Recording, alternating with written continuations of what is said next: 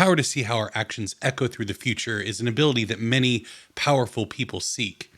But to actually take those echoes and turn them to your will and put them into action is something truly special.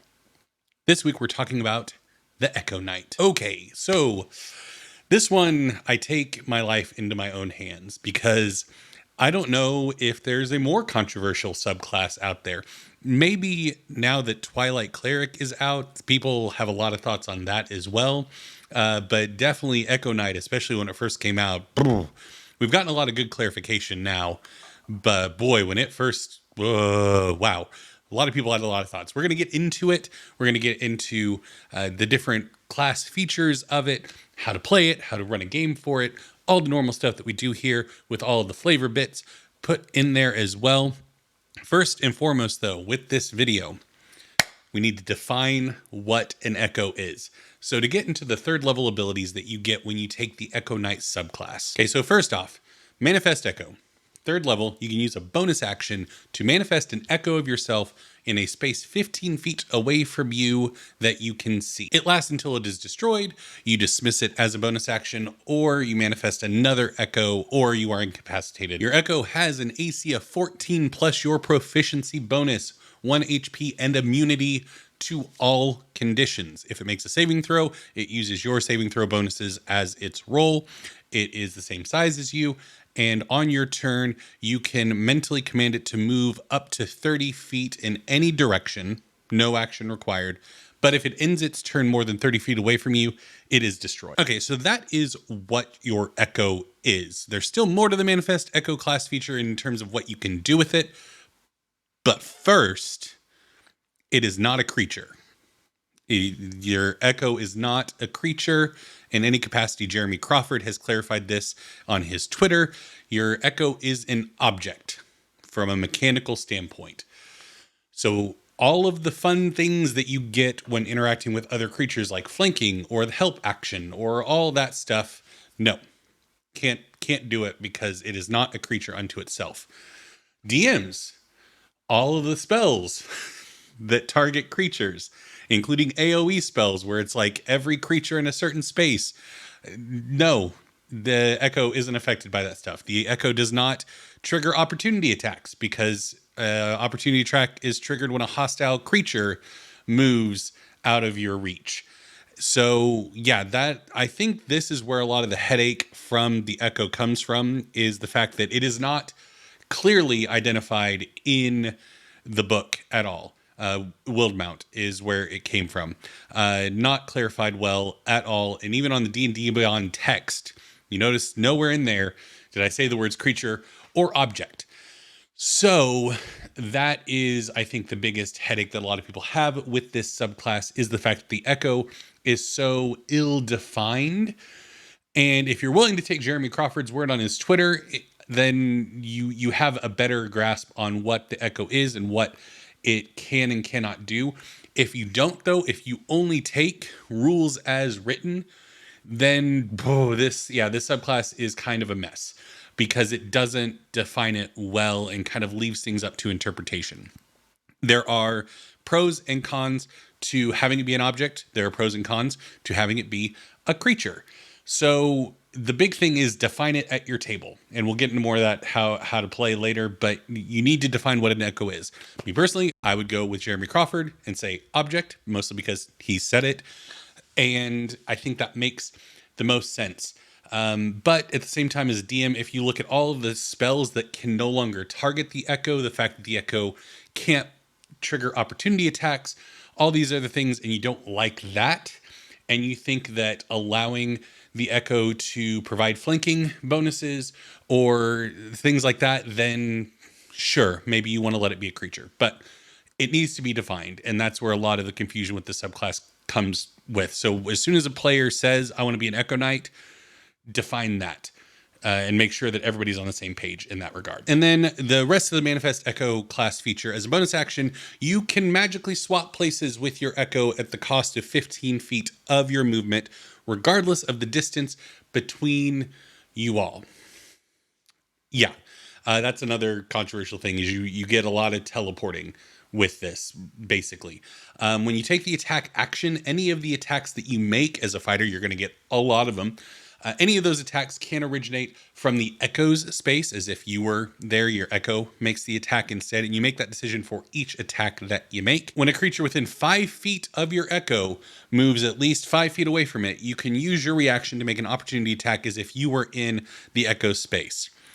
This bunch of things also can be controversial. The other third level thing, though, before I get into all the third level controversy, Unleash Incarnation. When you take the attack action, you can make one additional melee attack from your echo's position. And you can do this a number of times equal to your Constitution modifier per long rest.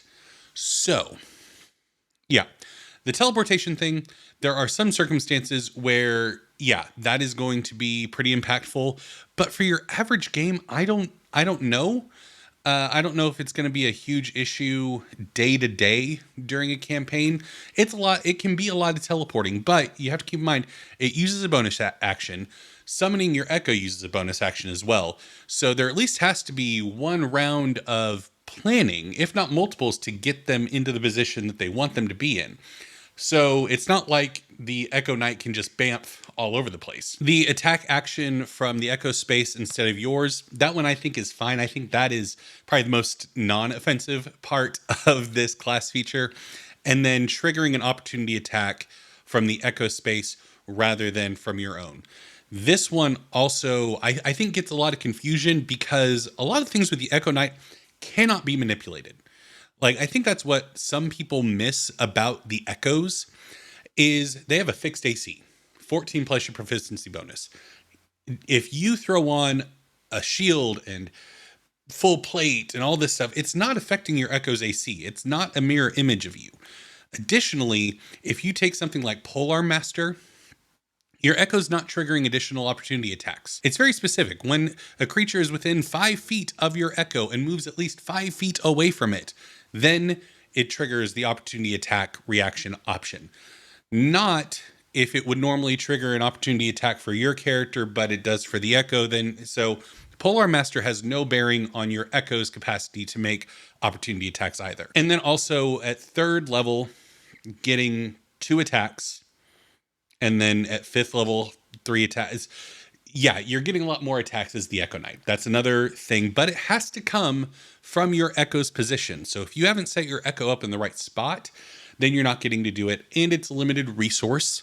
At early levels, if they are dumping everything into their Constitution score, then if the player is dumping everything into their Constitution score, then they're going to have a lower strength, so their likelihood to hit is compromised. So I don't know if it's as broken as I initially read about for me personally. So yeah, let's move on and we'll get into everything towards the end of the video. Echo Avatar, 7th level. As an action, you can basically transfer your consciousness into your Echo to where you can see and hear through it. Your character is deafened and blinded while doing this. You can do it up to 10 minutes. And while doing this, your Echo can get up to 1,000 feet away from you. So this is a great utility aspect of the class. Not going to be horribly game breaking, but can be very helpful for getting eyes in places that you normally wouldn't be able to, because just to get into a bit of what we're going to talk about here in a second in the video, the movement is not contingent on pesky things like gravity or being on a solid surface. It says you can move your Echo in any direction. So you need to see through that window way up high near that balcony, need to see across the chasm, whatever, go into the trance, send your Echo across, float across, be fine. So that is a very useful aspect of this, is being able to get eyes in unexpected places. 10th level, Shadow Martyr. So when you see a creature that is being targeted by an attack, before the attack roll is made, you can use your reaction to teleport your Echo to an unoccupied space within 5 feet of the target, and your Echo becomes the target of that attack instead, throwing themselves in front of the target. Now, a couple caveats. This is only once per short or long rest.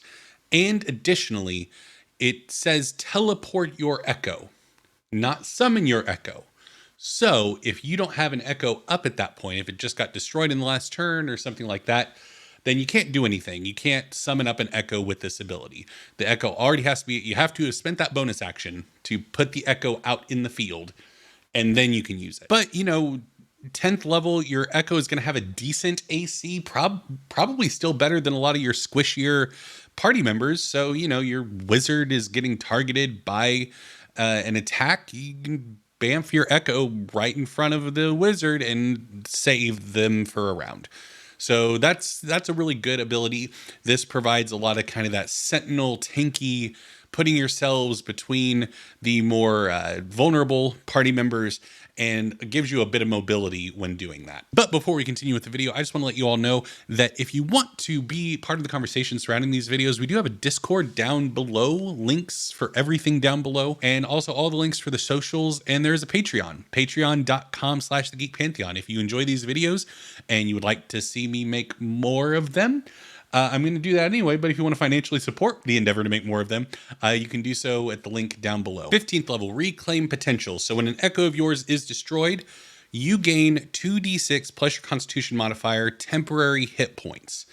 Now, it says in the wording of this, provided you don't already have temporary hit points, which makes me question. So if you have one temporary hit point, then you don't have access to this ability at all, which is, I would say, rules as written is what I would read that as, because obviously temporary hit points can't stack.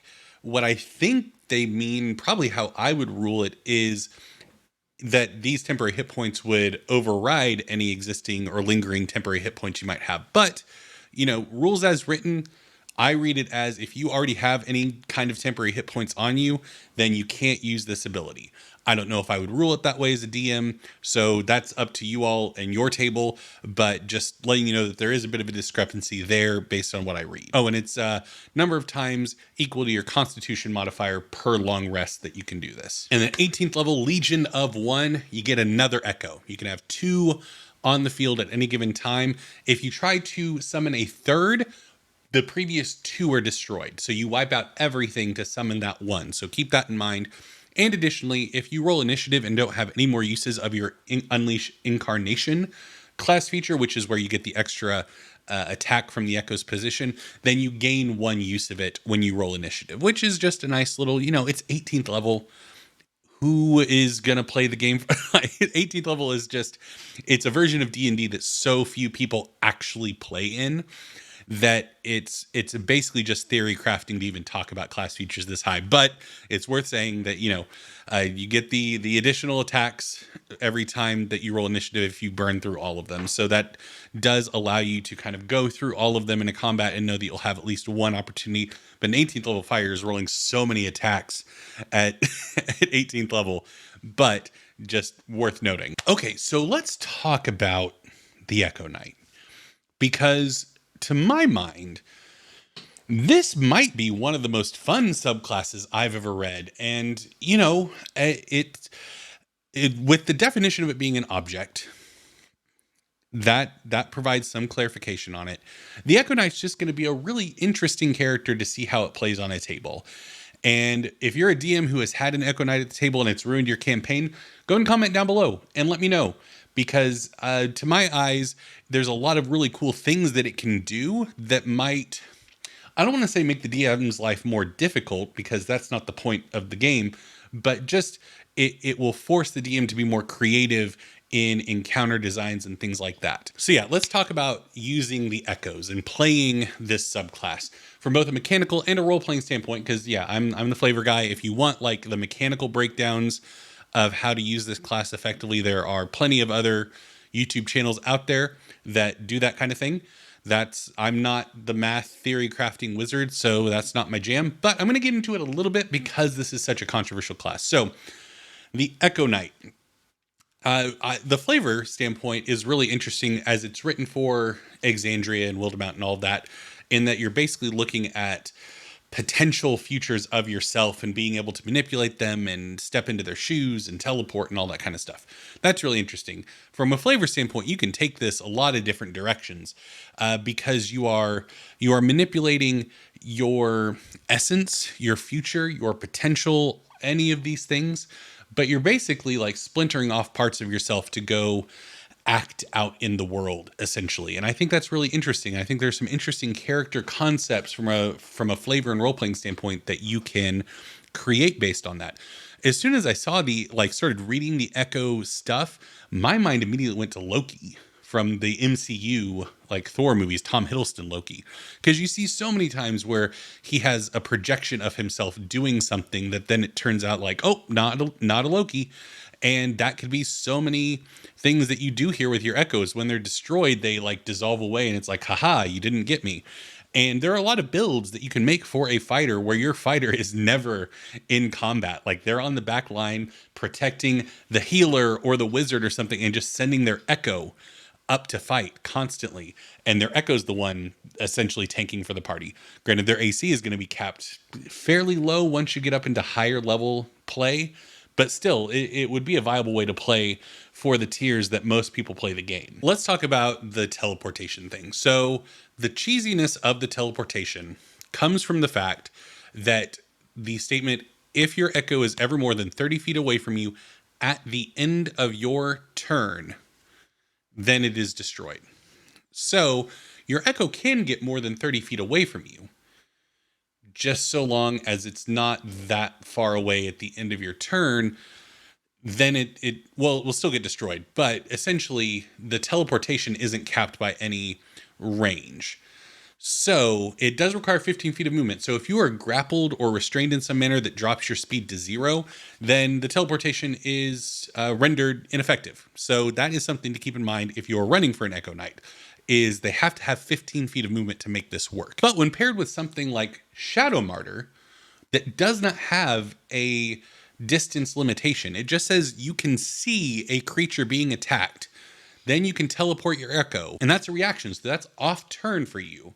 So if you can see somebody 500 feet away being attacked, you can teleport your echo to them, and then on your turn, teleport to your echo, provided they survived the attack, and all of a sudden you've teleported 500 feet, which is pretty cool. I mean, it is entirely within the purview of the DM to design things to where that's not going to be possible all the time, but that is an interesting use of it because Shadow Martyr doesn't have the distance limitation. Additionally, being able to make any attack that you are making as part of the attack action originate from the echo, along with the lack of limitations on movement with the echo, also makes flying creatures, especially medium to large flying creatures, it makes things interesting and difficult and easier. Basically, you can put your echo straight up in the air and then have them grapple the flying creature, which instantly drops their speed to 0. Or you can have them shove the flying creature, because both of those are special melee attacks that can be taken as part of the attack action. So it falls within the purview of the Echo Knight. So then with the shoving, you knock them prone, which causes flying creatures to fall. So you can knock flying creatures out of the air and make them hittable, which honestly, as the DM, would free you up to make flying creatures play smarter, because why would a flying creature ever not fly if there's a bunch of melee people down below? Like a dragon would just circle overhead and just bomb the party. And granted, an echo couldn't do anything about a dragon because they're way too big. But what I'm saying is that the echo can allow you to play things a little bit smarter from a DM standpoint, because the players have the tools to deal with things that a lot of parties aren't going to have the tools to deal with, especially at 3rd level. The cheesiest thing just reading as the Echo Knight exists on D&D Beyond that I could see a player trying to do, that I would, do this as a DM, just kind of go, and it would depend on circumstances a lot of times, but the Echo Avatar, allowing the Echo to travel 1,000 feet away from the Echo Knight itself, allowing the Echo to travel that far. If then, it lasts for 10 minutes and they can dismiss it at any time as a bonus action because it works just like a regular Echo. But if they've traveled the full 1,000 feet, let's say, and then the player says, okay, I want to use my teleportation ability to teleport the 1,000 feet to it as a bonus action, swapping places with it. That's a viable way. According to rules as written, there's nothing that says that can't work. You are deaf and blind, but you're still capable of casting or taking bonus actions. You're not even casting a spell. You're just doing a thing. And it would provide a lot of really good opportunities where the fighter could bypass a lot of obstacles, like a canyon that's 500 feet across. They could, you know, bypass that, but the rest of the party can't. And it's not like the Echo can't interact with the world outside of the attack action. So it's not like they can then hand their Echo a rope and the Echo can float back across the canyon and hand it to another PC. Like the Echo can't do that. They are just an avatar through which the fighter can see, hear, and occasionally attack through. But outside of that, they can't interact with the world. So sure, your fighter can bypass a lot of the obstacles, but the rest of your party has to figure out how to deal with it. Now, if it's a situation to where they have flying magic carpets that could get everybody but the fighter across, and then they can bypass it this way, then that's great. That makes my life easier as a DM, because it's just annoying when one party member can't do something. It just drags things down. So great, yeah, you can keep up the rest of the party.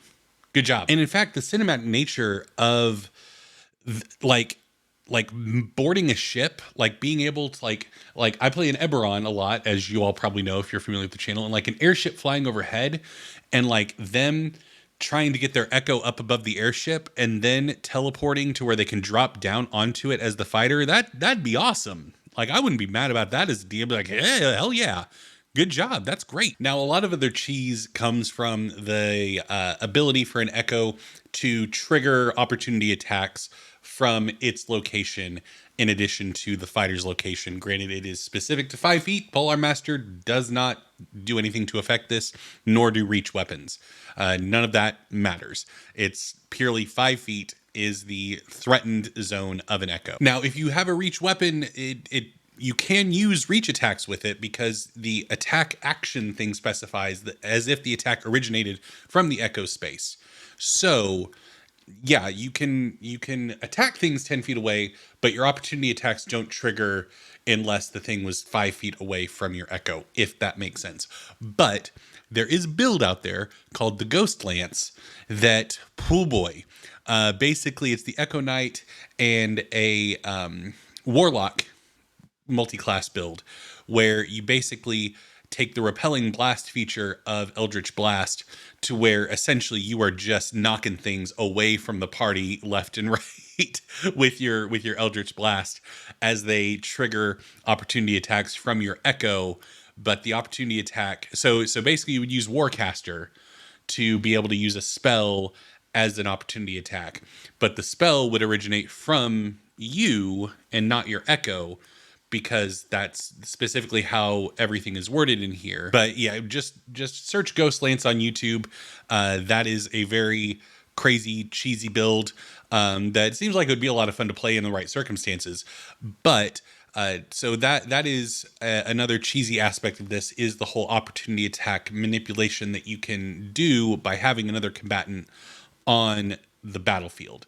That can trigger those things in that way. And additionally, with the Sentinel feat, you could stop things in their tracks trying to get around your Echoes and get to you and the party, especially once you hit 18th level, which once again, so few people are going to be utilizing that.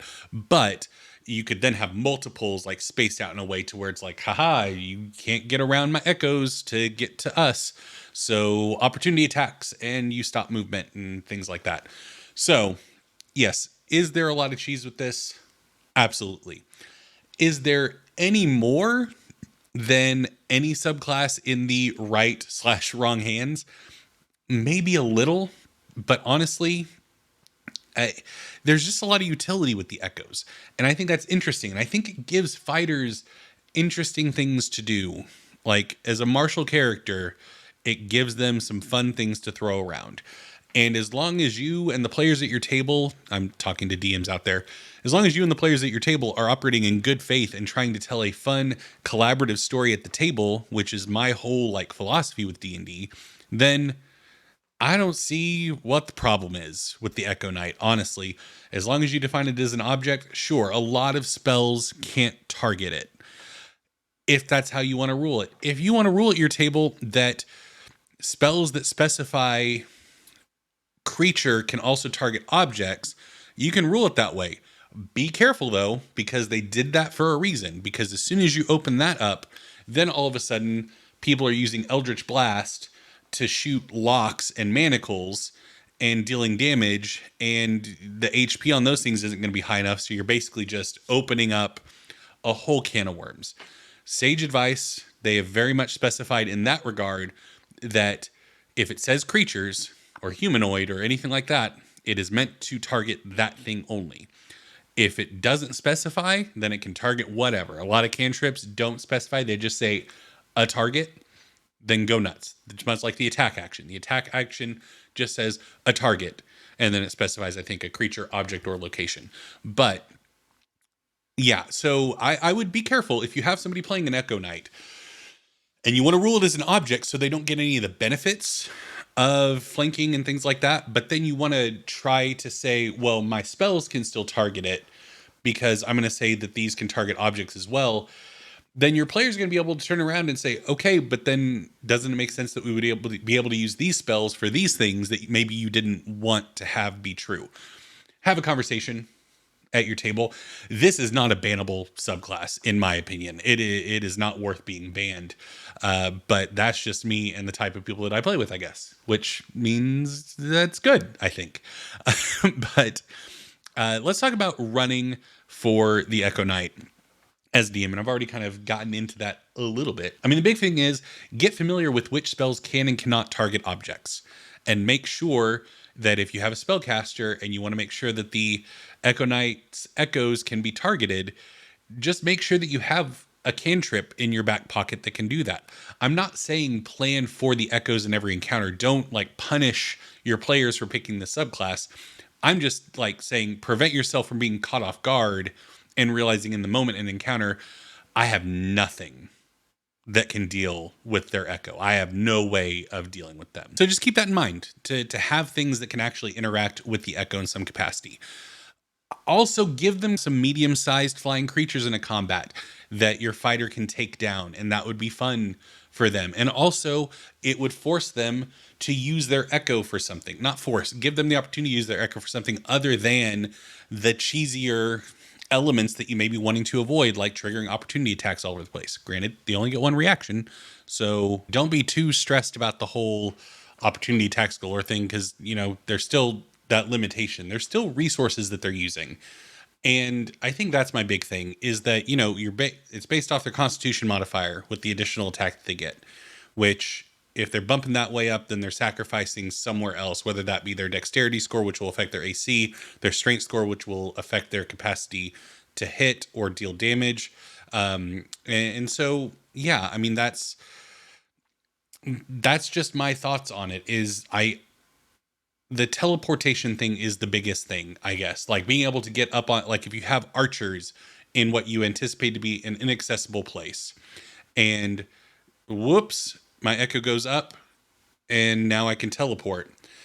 You can alter your encounters to make that still possible, but more difficult, because obviously bonus action to summon their echo. Okay. Round 1, bonus action. They have been summoned. And on their turn, they move them. So to summon them 15 feet away, they can only move them additional 15 feet because their turn will end if they get, and their echo is more than 30 feet away, their echo is destroyed. So they get them 30 feet away. Then next round, they can move them another 30 feet and then teleport. Anywhere up to 60 feet, they can teleport to them in 2 rounds. That's 2 rounds of combat. That's not nothing for your archers to be able to deal damage and they can target the echo. They can try to destroy the echo while it's just lingering in the air or up there next to them. And then if you make it more than 60 feet, then that's that's more time and difficulty. Because, I mean, the range of a longbow is 150 feet.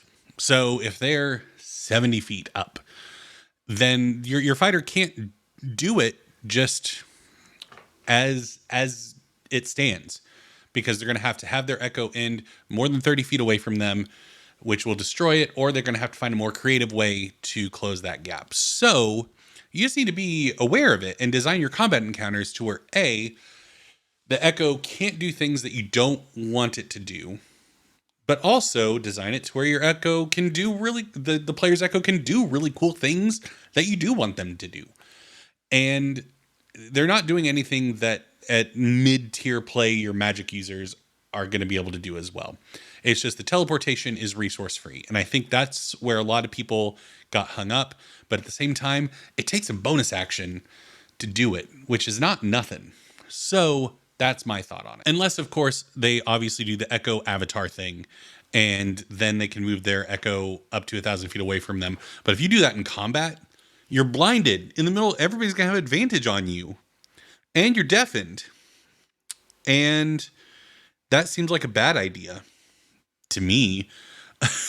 But sure, you could then get more than 60 feet of teleportation, but you can still only move it 30 feet per turn. So if it's 90 feet up, that's a third and fourth round, but potentially, depending on how far away you are. So yeah, that's all I'm saying is the teleportation thing. As long as you're aware of it and think about it as a DM when you're designing encounters, then it won't be a problem. And you shouldn't design every encounter to where they can't do it. Let them do it sometimes, because it's cool and fun. And the fighter will get to feel like a utility monster, which normally fighters don't get a whole lot of that. So, it's a fun subclass, I think. In terms of multi-classes, because Crow on our Discord, they asked about multi-classing either into Echo Knight or out of it.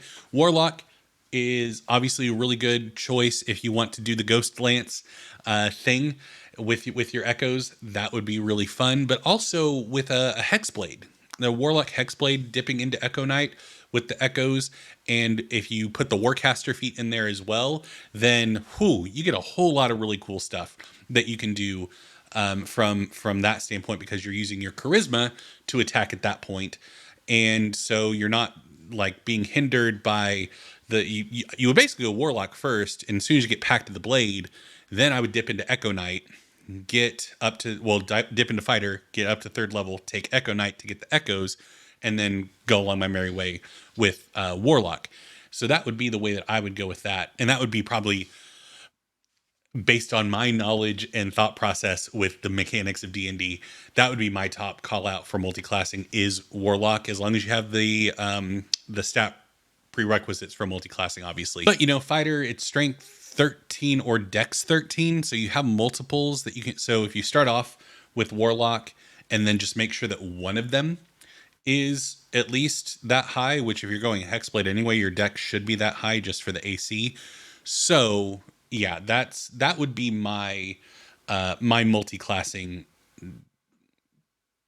choice if I were going to choose anything. Is start Warlock, get up to Pact of the Blade, 3-level dip into Fighter to get Echo Knight and get the echoes, and then continue on with Warlock. Ooh, and that is it. Let me know what you thought about this. Do you agree with me? Do you think that the hate for the Echo Knight was a bit too much? Were you unaware of it? Or were there issues that I overlooked or maybe lessened, and you've run for an Echo Knight and you made things all crazy? Let me know down below. Thank you all so much for watching, and I will see you next time.